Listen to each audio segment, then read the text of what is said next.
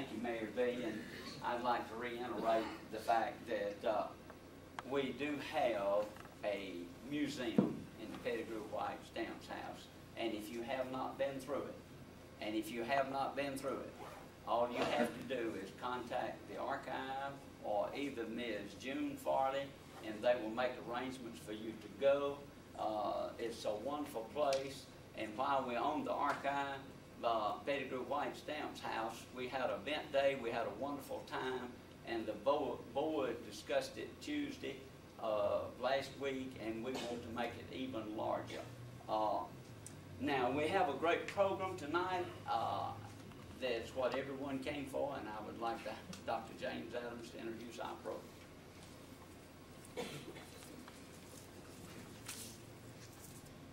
Presley, if you'll allow me before I introduce our speakers, let me take the liberty to fill you in on what our next month's program is. That might be quite a bit of interest to you. It's rather unique. We have the Middle Georgia Shape Note Singers coming next week, something that is almost a lost art. Next month's program. In October, something is almost a lost art. I don't know how many of you have ever been to a shape note singing or not. I have never been to one, except I've heard this group. But they'll be with us next month. They're an African-American group, and they'll give us something of the history of shape note singing and demonstrate it, so you won't be here. All right, let's move on then with our program tonight. We're quite pleased. It's a treat to have as our guest speaker tonight Russ Head, a local Thomastonian, and I'm sure Russ is well known enough to most of our people that we certainly don't need to take up a regular time with his introduction. He's the founder and owner of the Travel Connection here in town. As the organizer and leader of travel tours throughout the world, he's become something of a world traveler with a vast knowledge of the more interesting and exciting travel destinations. I'm sure many of you may have benefited from his experience and expertise. But he'll share with us tonight the story of local resident and World War II veteran Robert Cravey. This is a story that touches on the horrors of war, but focuses on the heroism of Italian partisans and families who risked their lives hiding him from the Germans. I haven't heard it before myself. I haven't heard Russ's presentation, but I've heard much about it, and I'm looking forward to hearing it tonight. Russ, let's give Russ a hand.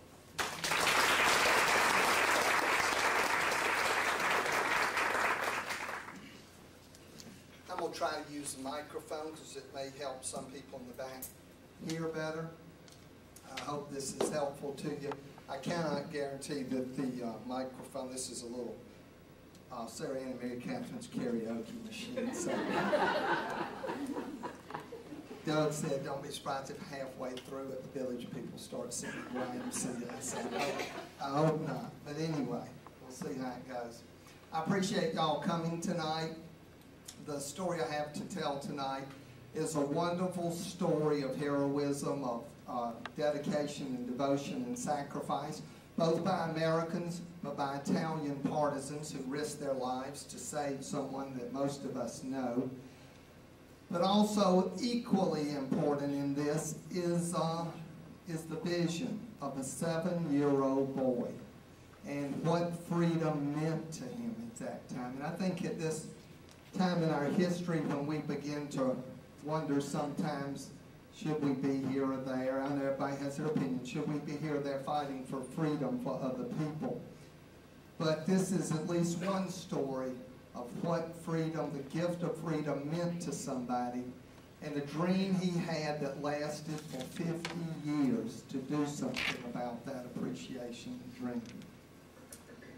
My family had been friends with the Craveys ever since I was a little boy. We used to go down there and play, and we always knew that something had happened to Mr. Cravey in World War II, but he was always very uncomfortable talking about it. So much so that it was just understood you don't ask him about it. I never recall asking him about it, but I always remember wondering what happened. And there were vague notions that he had been somehow, he had been shot down over Italy, he had been put in a secret room, sort of like Anne Frank, but that's about all anybody knew. But I'll never forget that afternoon in May of 1994 that Mr. Cravey walked into my office carrying a sheet of paper. And he said, Russ, I've been asked to go the next year, 1995, on the 50th anniversary of when I was shot down in Italy. And I've been asked to come over there and take part in the laying of a memorial stone dedicated to two men who were captured from my plane and executed. And I want to go over there and take my family, and I want you to help me set up this trip. And he mentioned they wanted to go to Rome and Florence and Venice before going up to the memorial service. So right off, I had already been doing tours to that area, and I said, you know, what if I went with y'all, and that way you and Miss Cravey can relax, and you don't have to be stressed out about what the family's going to do on a day-to-day basis. I'll take care of everything. And he thought that was a good idea, and so it was that I became more and more involved in this story. Right off the bat, I was curious, and I wanted to ask him about it. But immediately, as he began to talk about this, he couldn't get 10 words out of his mouth before he just welled up with tears and just could not speak about it. The thing that draws the emotion to him most quickly is whenever he talks about the Paisan family, who you'll come to know in this, because he cannot understand why did they risk their lives for somebody they didn't know. But he had this sheet of paper, and as we began to discuss the trip, he said, well, I've gotten this letter from a guy in Italy, and I don't know who it is, but he wants to do a memorial service. Now imagine, put yourself in Mr. Cravey's shoes, that you had had this dramatic incident in 1945. It was such an emotional thing that you can't talk about it. You've lived with it inside of you for 50 years. And on the 50th anniversary of this incident, a letter comes to you in the mail, postmarked Italy, from someone you don't know, have never heard of. But listen, this is just a wonderful letter. May 12th, 1994. Dear Mr. Cravey, I was a 7-year-old boy in February of 1945 when your plane was shot down over the Trento Mountains by German flak near our town of Vezzano. From the kitchen window, my family and I saw your plane in flames and then your parachutes open. The following day, as a small boy, I stood in our town courtyard and saw the captured aviators brought in. I was amazed as I saw the tall, handsome young men with clean, open faces, and I thought to myself that they're not the monsters the fascist propaganda had painted for us children. Later we learned that they had been killed by the Nazis while being transferred on foot to the town of Riva. Everyone was shocked, and to this day, many of us have never forgotten. That episode has never left my mind. Every time I pass the spot where those young American soldiers were killed, I remember them. At the end of the war, several American soldiers stayed in our home, and they were very generous to us. For the first time, I tasted chocolate milk, bananas, and fruit cocktail. All of these were to us exotic foods. Although my family was relatively well off, I had not realized until that time how limited our diet had been. The above episodes greatly influenced my life, and after high school in Trento, I decided to go to college in the United States. I graduated from Mount Union College in Alliance, Ohio in 1961. I married an American girl and became a U.S. citizen in 1965, and I've been living back and forth between Italy and the U.S. ever since. I've been thinking for a long time about doing something tangible in remembrance of those two aviators that were killed, and for the 50th anniversary, my plan is to try to discover their names and build a memorial tablet with their pictures on it and plant a tree on the spot where they were killed. It will be my contribution of appreciation and love for the sacrifice of the Americans that allowed me to grow up in a free nation with the liberty to pursue my happiness. It goes on, but what a wonderful letter. And think this boy lived for 50 years with this dream, hoping that someday he could make enough money to realize it. Well, that boy's name was Larry Pizzoni. And as we began to work with this, we got in touch with him. But immediately I said, Mr. Cravey, has he found anybody else? And in his letter, in fact, he admits that he was not able to find anybody else. Is everybody able to hear this okay? He was not able to find anybody else. But I thought, I was curious, and I loved, what have I got to lose? I said, Mr. Cravey, do you have any information about this? And he says, well, I've got all the debriefing papers of when we came back home that described the whole incident and what happened. And he said, I've got those. I said, well, bring those to me, because there may be something there that might be helpful in finding the other guys. So he brought those to me. It's a stack about that big, and it was very interesting, because as you read through it, it was really the debriefing interviews with several of the men who had been shot down. It had the exact course of the plane. You could fly a plane today on the exact course they flew. And it told what all happened. It even had an eyewitness account of the execution of the two men. But in there, I suddenly found a part that told who all was on the plane, the 7 men and where they lived. They were Jay DeBoer, who was the pilot from Muskegon, Michigan. The co-pilot was Lucien Crutchfield from San Antonio, Texas. The navigator was 20-year-old Robert Cravey of Atlanta, Georgia. The bombardier was William Brooks of Cohoes, New York. The radio man was Charles T. Reagan. The engineer was Robert Mitchell of Oneida, Illinois, and the tail gunner was Carl Swinson from Washington, D.C. Well, as I began to look over this, one thing I thought is, most people, or lots of people, when they get through with the war, they go back home. And, you know, it wouldn't hurt to just try to look down the list of hometowns, and if there was a small enough hometown, maybe somebody would know. So I saw Oneida, Illinois, Robert Mitchell. And I got out the atlas, and I looked up, and it was just a dot in the road, a smaller town than even Thomaston might be, it seemed to be.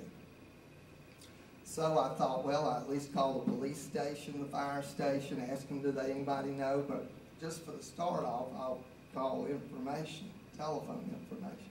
So I asked you, is there a number for Robert Mitchell in Oneida, Illinois? And sure enough, there was. And I called this number, and an elderly lady picked up the telephone. And I said, is this the home of Robert Mitchell? And she said, yes, it is. I said, was Robert Mitchell shot down in World War II over the Italian Alps? And she said, yes, he was. And I said, does, by any chance, is he there? And she said, is this a joke? And I said, no, ma'am, it's not a joke. We're trying to find him for memorial service. And she said, well, unfortunately, he had a stroke a few years ago. He is alive, but he can neither speak nor really talk, but he is in a nursing home. But would you by any chance be interested in the names and phone numbers of the other guys on the plane?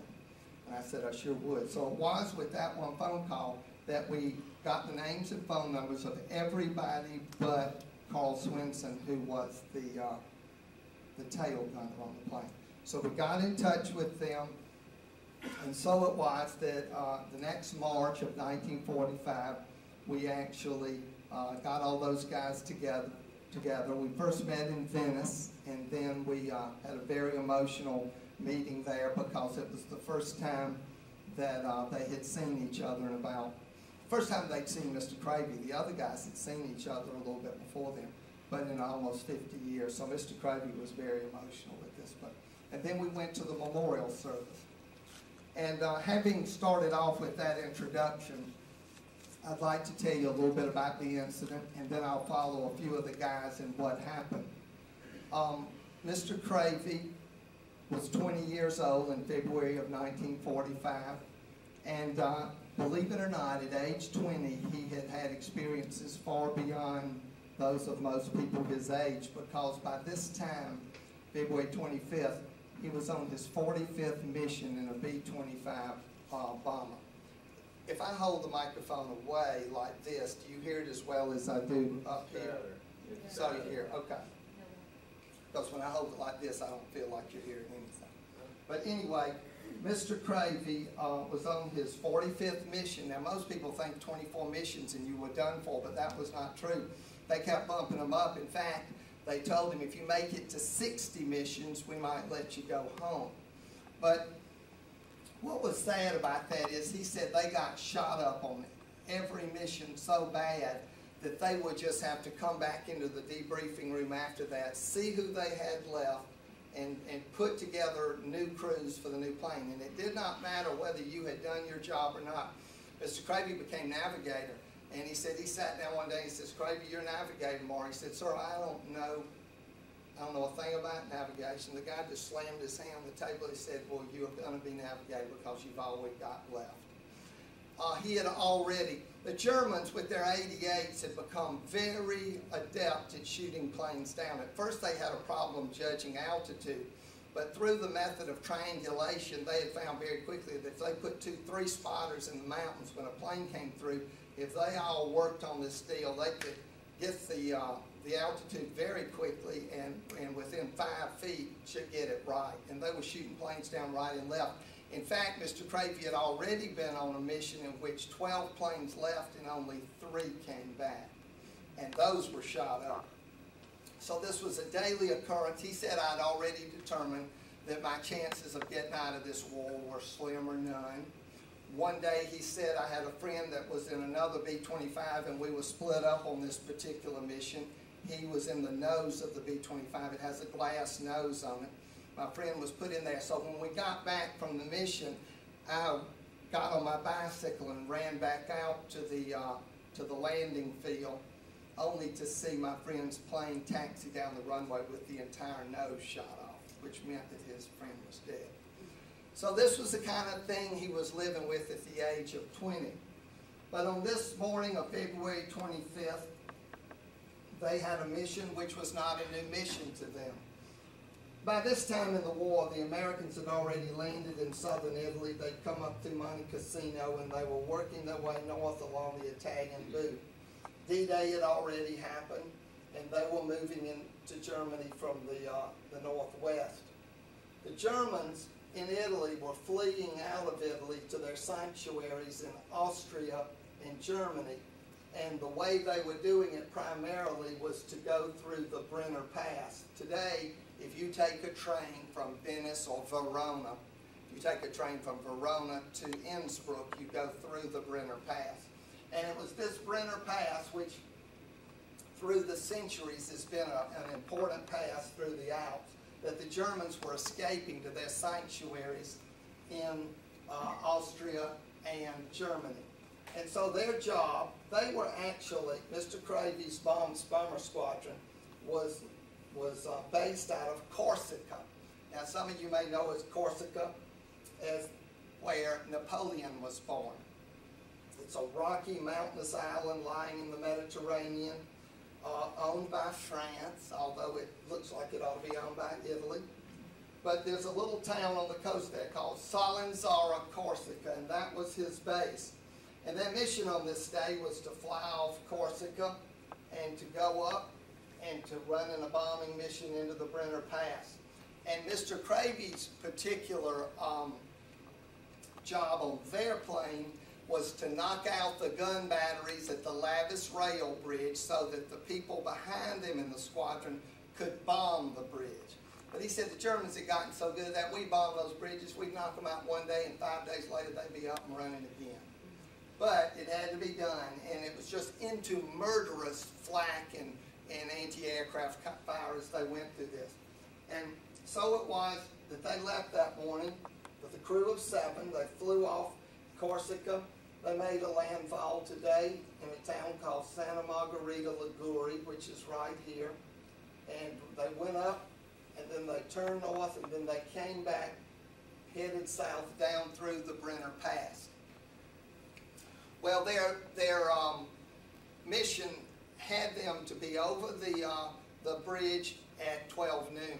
And so they began to fly into this bridge area in a formation, and anybody knows that with bomber squadrons, particularly B-25s, B-17s, safety is in the formation because your gun turrets and everything have the ability to protect everybody. You're guarding my right side and my left and my back, and I'm guarding you. So as they went into that, immediately they began to take flak. And about 12 noon, an 88 shell tore through the right engine on Mr. Cravey's plane, pitching it violently to the right. And suddenly, the pilot and co-pilot, or you can just imagine, Mr. Cravey said immediately, and the debriefing report say immediately, the plane was on fire from nose to tail. So you can imagine the chaos going on in the plane, the pilot and the co-pilot struggling as this plane leaves, because it is mortally wounded, leaves the safety of the other planes and drifts off to the southwest, losing altitude. The pilot and co-pilot are struggling to stabilize the plane enough just to give the people time to bail out. And so it was, nobody had to tell anybody anything. They all were making plans to bail out. Immediately, the radio operator came down, and he had hydraulic fuel in his eyes and face, and he'd had a head wound, and he was totally disoriented. And Mr. Cravey immediately went to him. He took a chest pack parachute, he put it on him, he took his hand, he put it over his ripcord, he took him to the door, and he said, you know, I'm fixing to push you out. I put your hand on your ripcord. When I push you out, please pull your ripcord. And he did. Otherwise, that man was so disoriented and so blinded by the fluid that he would have never gotten out of that plane alive. And so it was in the next 25 to 30 seconds that all 7 men were able to bail out. The last, of course, was the pilot, who said, I basically opened a hatch over myself and I just jumped right through it. But he jumped out so quickly to landing that his parachute barely had time to open, and as soon as he hit the ground, he saw his plane hit the ground away. But most of these planes, you know, as life would have it, they didn't get in that hatchway and say, after you, after you. They basically all went out as quickly as they could. But as fate would have it, who went in a certain order sealed whether you were going to be captured or not, because it meant, as the plane flew, it meant maybe 100 yards. And some people fell into an area where they were able to escape. Other people fell into an area where they were able to, well, unfortunately, they were captured. And what this is this me? Anyway, I thought it was my show. Anyway, so they all bailed out. And at this point, I'd like to follow 3 principal people, because they're all wonderful stories. Mr. Cravey's story I'll follow first, but I will tell you the other ones because they're so wonderful. Mr. Cravey said, and it was wonderful how over the planning of this trip, he grew comfortable talking to me. I'd say, okay, we're going to stay in Rome, we're going to do this, we're going to do that. And by the way, where exactly were you in that plane? So because of the diversion of talking this, he got comfortable talking to me. And today, I was at his house about a month ago, and he said, I feel so sorry that I can't tell this story myself. But he can't. If you went to him today, he'd break down in 2 seconds trying to talk. But anyway, he said, as soon as I bailed out, and as I was floating toward the earth in my pale blue parachute, I thought very clearly to myself, I guess I made it out of this alive. Now remember, it's February, and it's cold, and it's in the Italian Alps. As he came down, his parachute hung in a tree. Here he is, hanging above the snow in a tree. It's freezing cold, and he knows the Germans have seen him, and he knows that in no time the Germans will be there to find him.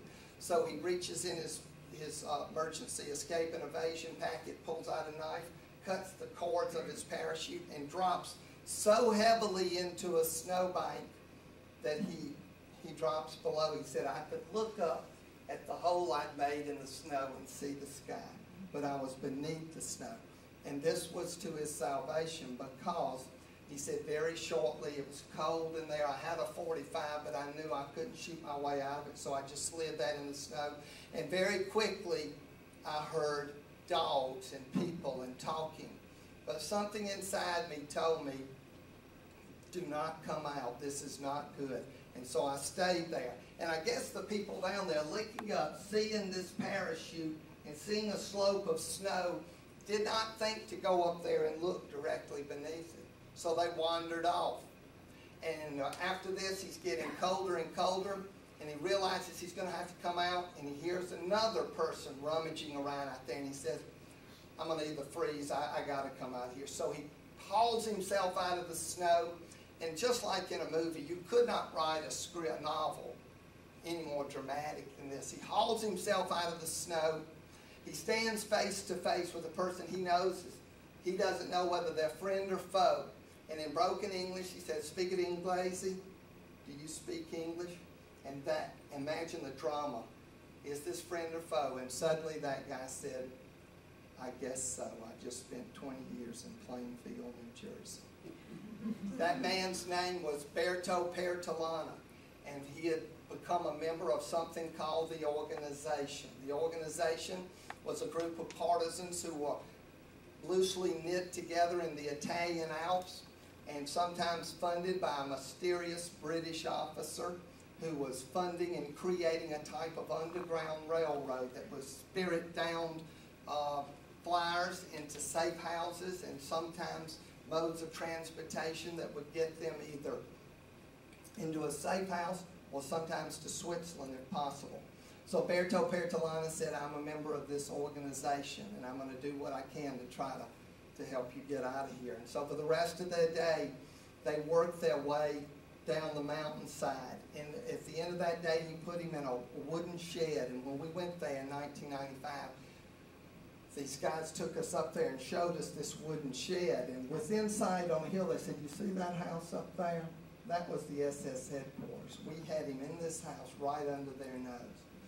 And so the next day they said, "There's a family in the town of Cotonou, and for the last 5 years, Virgilio Paisan and Angelo have been building a false wall in their kitchen to create a secret room in which we intended to put gasoline, fuel, ammunition, any contraband we need to wage our war."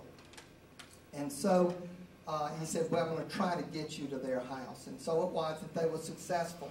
And they took Mr. Cravey in this room. And when we went there in 1995, believe it or not, the house is still there and the secret room is still there. And to show you, it is, the room is this wide and this long. This long plus this long. So a little bit, 10 feet long and 5 feet wide. And it was here that he would spend from February 25th, 27th, 1945 to May 9th, 1945, about 3 months.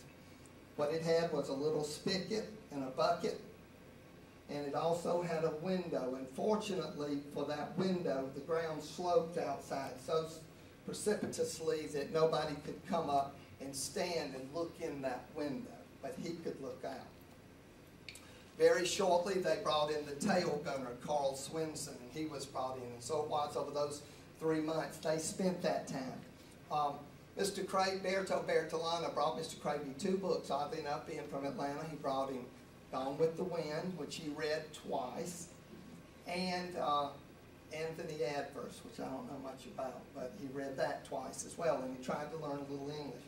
But he said every morning I would creep over to that window and peer out cautiously, and within 50 yards I could look over to, today it's still there, the town well, and see the German officers shaving at the town well with their beautiful jack boots and their uniforms and everything. And I watched them every morning. He said, at night, sometimes when it was safe, the Paisan family would knock on the wall, and Mr. Cravey would climb over through the attic and come down into the living room and listen to the BBC over a crackling and old radio about how the Allied forces were getting closer and closer to Germany. But also these were tense times because the Germans knew that these men were being held somewhere in the area, and they'd been tipped off that the Paisan family was harboring someone. And more than once, they broke into the house, and Mr. Cravey could listen at the wall, and he could hear them tearing the house apart, throwing chairs around, threatening people, looking, screaming. But but they never found the secret way to get into this, and Mr. Cravey lived. Because if they had been found, the men of the family would be most certainly executed, as probably Mr. Cravey would have. So it was a life and death thing, and he lived in this tense atmosphere for 3 months.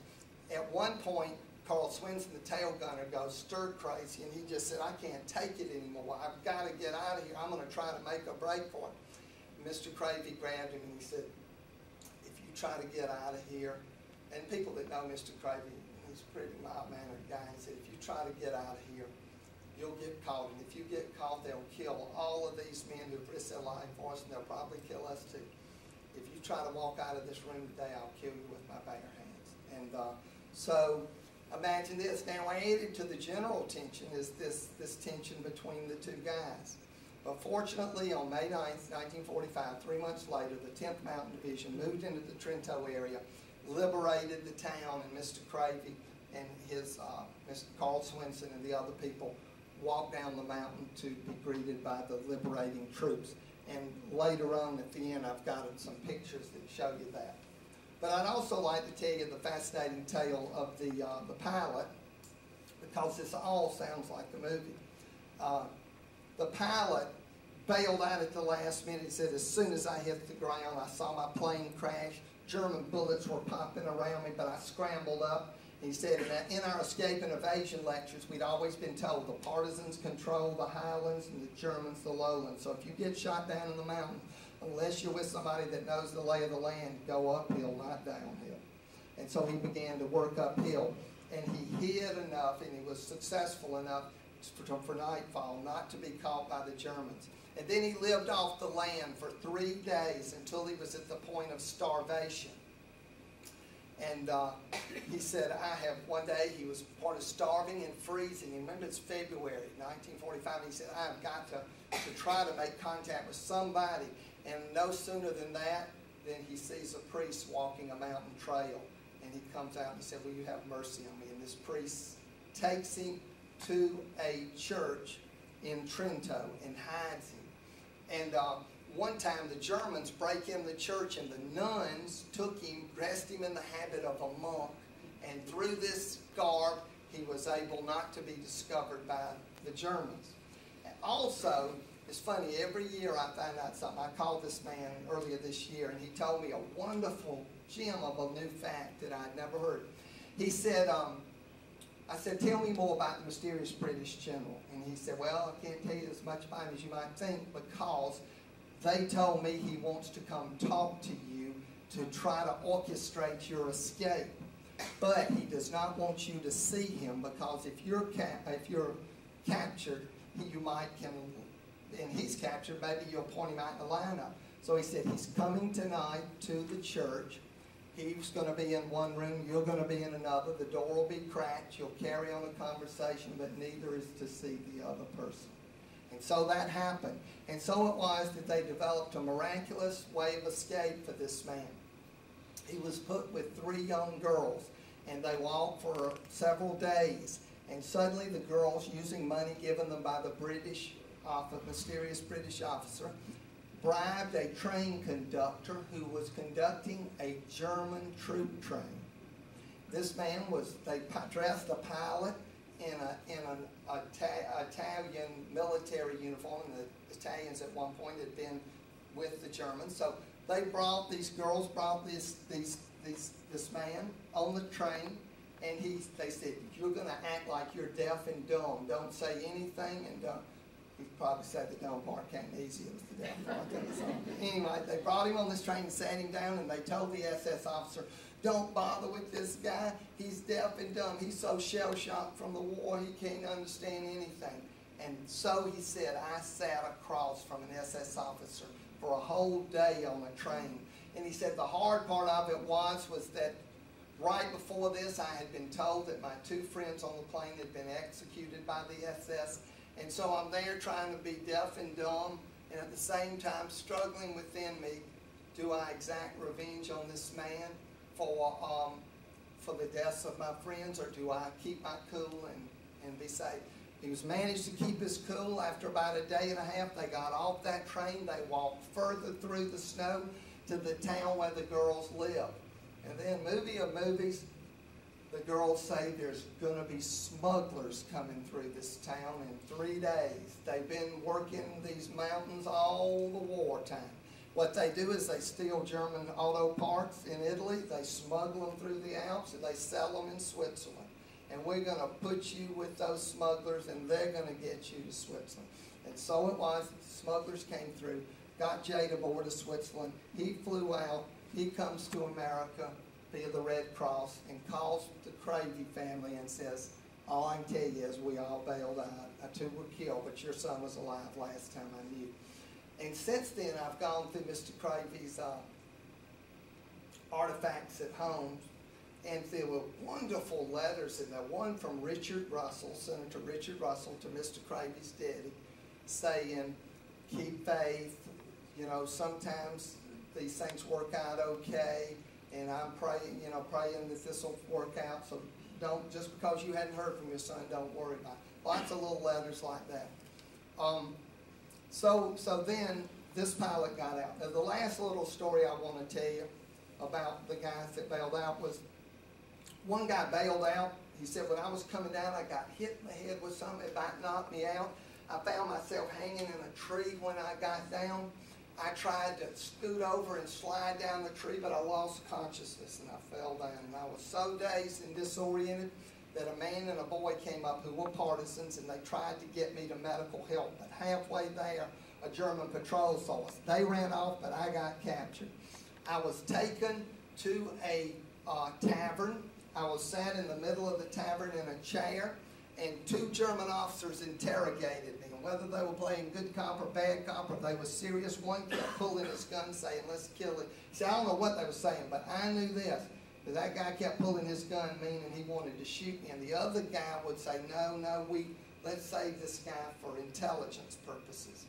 Meanwhile, I'm looking at these guys debating my life and death, and suddenly I begin to look around the room and see the other patrons of the tavern who suddenly are giving me head nods to let me know, because the Germans have their back to them, they'll let me know, don't worry, we're with the partisans. And if these guys say they're going to kill you, we'll kill them, but we don't want to blow our cover. And if they don't, if they decide to send you to a prison camp, we're going to let them send you to a prison camp. And so it was that they did, and they eventually sent him to a prison camp, and eventually he made his way out of the war. And he told one story that was funny. He said prison camp wasn't all bad. He said every once in a while there was something humorous. He said we had a guard that guarded us that was really nice, and we got to know him over time. He rode his bike, sort of like Sergeant Schultz on that show that was on TV, Hogan's Heroes. He rode his bike to the thing every day. And one day, just as a practical joke, we engaged him in a long conversation while some of our buddies went around behind him, absolutely, totally dismantled his bicycle and put it in a little pile for him behind him. He said we used to love to get our bags of tea from the Red Cross. We'd use them until there was no tea left in them. Then we'd repackage them and sell them to the Germans. You know, get tea bags with no tea in them. But anyway, not all stories turned out well. As you know, there were the 2 men that wound up being seen by that 7-year-old boy, little Larry Pizzoni, in that. And it was determined that day that those men would be transferred to another town by the SS. And there was an eyewitness account. A man said, I was sitting by the road that day and I saw them coming. And what it said was that the man from San Antonio was from Texas, and somehow they let him wear cowboy boots. And he wore cowboy boots, and when he bailed out of the plane that day, when he hit the ground, he had hurt his ankle somewhere. So he came by limping, and the German was really shoving him, and you could tell there was a lot of tension and struggle. And about 50 yards down the road, I kind of noticed another struggle. And then one thing led to another, and a fight ensued, and they shot and killed Lucian Crutchfield. William Brooks went to his aid, and he was shot too. But a miracle happened after this, and it involved somebody we met at the memorial. Those men's bodies were stripped, all their valuables taken, that were thrown in a ditch. 2 days later, a priest walking along the road sees their bodies, takes them, gives them a proper burial. 4 years later, those bodies were disinterred and sent to their respective homes, one to Cohoes, New York, which is a suburb of Albany. Another is to San Antonio, Texas. A man came up to me at the memorial service. He said, I wasn't even invited to this service, but I have a miraculous story to tell. He said, I knew this William Brooks when we went through flight school, and I got drugged out of flight school, but I called him Buckets, and he was such a wonderful person, I determined after the war I was going to look him up. And so it was on an arbitrary day in 1949, I'm on business near Albany, New York, and it hits me, wait a minute, Albany, New York, Cohoes is near here, and that's where William Brooks lives, Buckets lives. I'm going to go see him.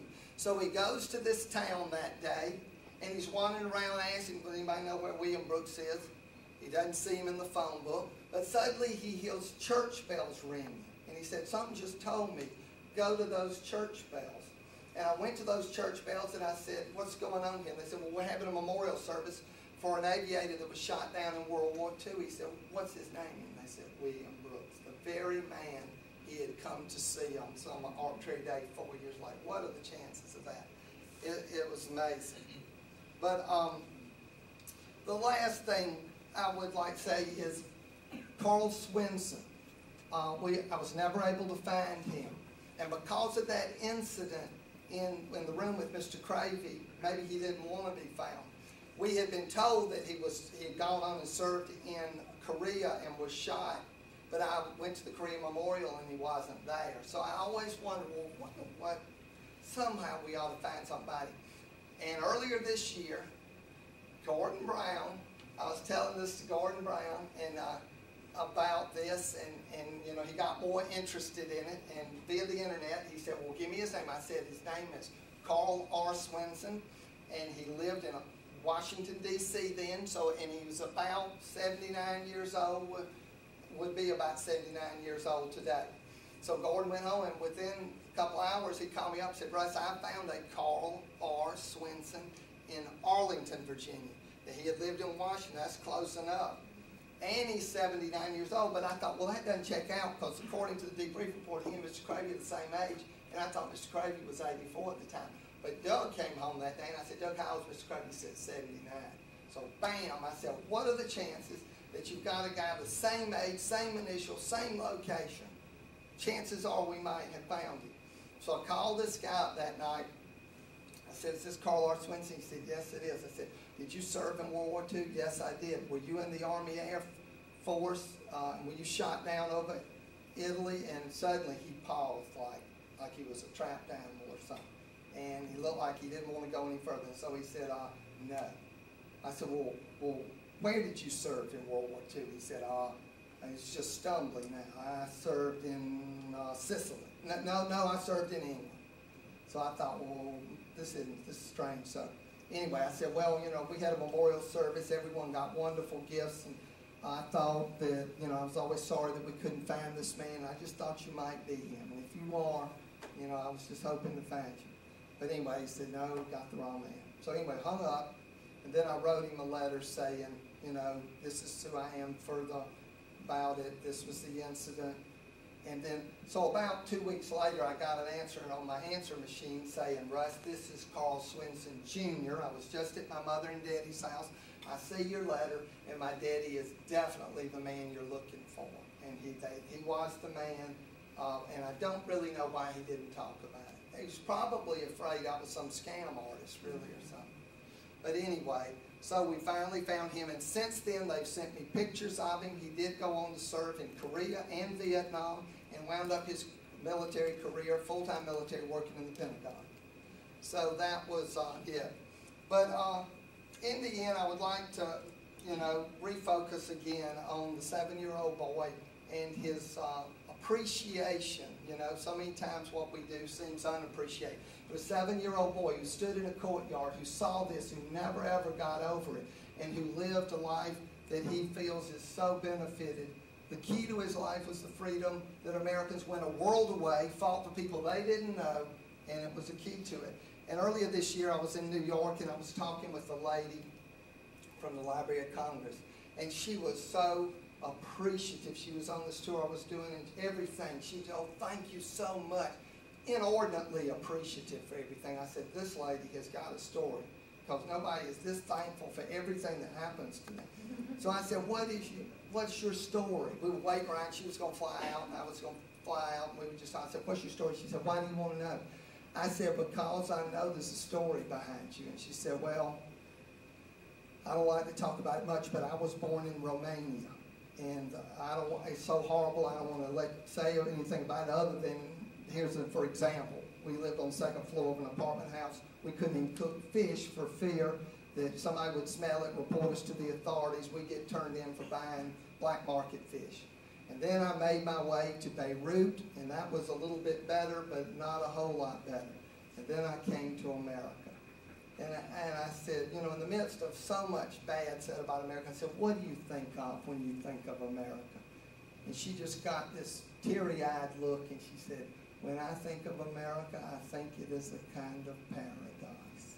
And I said, what do you mean? She said, the paradise I'm speaking of is not a paradise where I can suddenly go to a grocery store and am surrounded by thousands of choices I was never had in Romania. The kind of freedom I talk about is not even the fact that I now live in a house far better and have a job and make more money than I would have ever made there. The kind of freedom I'm talking about is the simple freedom of walking on a spring day and knowing I'm not being watched and somebody's not going to come get me. That is the kind of freedom I'm talking about. And she said, for me, America's not perfect, but it is the best thing going, and it is a true paradise. And I think in the days that we're going on, everybody can have their opinion. But the one thing that doesn't get talked about enough is the worth of freedom. She told me that day, she said, you don't even know what you have because you were born into it. She said, to truly appreciate freedom, you have to not be born into it. And she said, you were born into it. She said, when you do your tours to Europe, do you notice a difference in America and France or Germany, freedom-wise? I said, no, not really. They're free, we're free. She said, I do. She said, you in America have a freedom that is so wonderful. So anyway, if I leave you with a positive note, it's a wonderful story. But it is that we do make a difference in people's lives, and we're so fortunate and blessed to have the freedom we have. Now, the last thing I want to do is show you a few things that you can have time to come up. These are wonderful things to show you the appreciation of those people. When we went over there, they had their personal photographs blown up into things to give away. And they would come up to us in tears, old ladies, and they would rush up to us, and they would grab our hand, and they would push one of these in our hand, and they'd say, see this little child here? This child was me. And there's Roberto there, but this child is me, you know. And this was just wonderful how they would bring up the different pictures. And but one of the most wonderful things was the gift they gave them. What do you give somebody 50 years later for somebody that literally risked their life for you? The Italians, remember the people who have a history of Leonardo da Vinci and Michelangelo, and the genius of this gift is wonderful to me. They decided to make them a shadow box which could sit on their table, and on the top it says the city of Vezzano in Trentino, Italy, remnants of the B-25 bomber Miss Bobbie, with grateful appreciation of Lieutenant Robert P. Cravey, February 27, 1945, February 27, 1995. And there had been a man ever since the crash who had gone to the crash site and collected pieces of the plane. And so you can open the box, and inside, very artistically presented, are pieces of the airplane from the crash site. So I cannot think, it's an ingenious, brilliant, wonderful gift to have given them. And I'll sit this over here. And the last thing I want to show you is in 1979, Mr. Cravey had not been back. He went back over there. He had a hard time finding the people, but he did finally find them, and they said, go to Venice. We will meet you in Venice on such and such a day, and Berto Perdolana, the man who found you, will come, and some other people came. And so when he came, Berto, imagine this, how emotional it was. Berto, they fell in each other's arms. Berto reached in his pocket and pulled out a baby blue piece of the parachute that he had kept all that time from Mr. Cravey's place where he had bailed out. And in the top are the two pictures The one on the left is the day they were liberated. The one on the right is another picture of family. The ones on right and left on the bottom are the pictures of meeting in Venice, and the one in the middle is a picture of the side of the house with the sloping ground, and the window on the left edge of the house is the window to the secret room. But anyway, I appreciate your time. I hope I hadn't gone on too long, but it's a story worth telling. Bruce Springsteen said, I read an article the other day, and he said, when I go on stage, I have a very sober feeling in my gut, because what I have to do on stage is something very important. And I think every time I tell this story, it is a very sober feeling, because I have an obligation to the 7-year-old boy, to Mr. Cravey, to the Italians, to everybody, to tell it as well as I can. And I always try to tell it as well as I can. I hope you enjoyed it, and this is you think.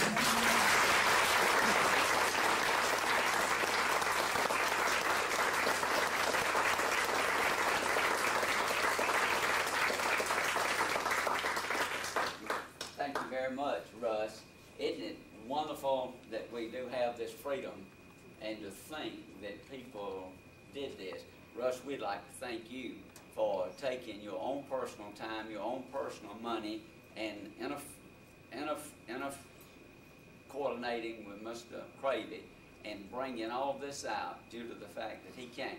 We have several people in our audience. I know some of them. I've talked with them. There's some personal stories out here that's almost as good as this one that went over and fought. They were just GIs on the ground living in foxholes. Yeah, that is the one thing I'd like to say, that this is just one story, and so many never get out, that are just as heroic and just as wonderful. It's just representative of all the other stories. Well, that's why I appreciate you, and we appreciate you in our little hometown of Thomaston for doing that for such a nice family. It's something you can't talk about. It's wonderful to have each one of you here tonight. We meet the fourth Tuesday night of every month at 7 o'clock, and Dr. Adams has done an excellent job of bringing us programs, and we will look forward. Yes, Mary B. Williams. It's Monday, isn't it? Today is Monday. Yeah, the fourth Monday night of every month. We meet the fourth Monday night of every month at 7 o'clock. And we have membership applications on the back. It's only $20. Yeah, I'd like to reiterate, we have our own museum in Thomaston, Georgia called the Pettigrew White Stamps House, and if you haven't been, get with the archives or with Jimmy Hardy or with Martha Bruton or someone. You owe it to yourself to go down and look and see what the Historical Society has been given, and we are only the good shepherds looking after it. Thank you very much.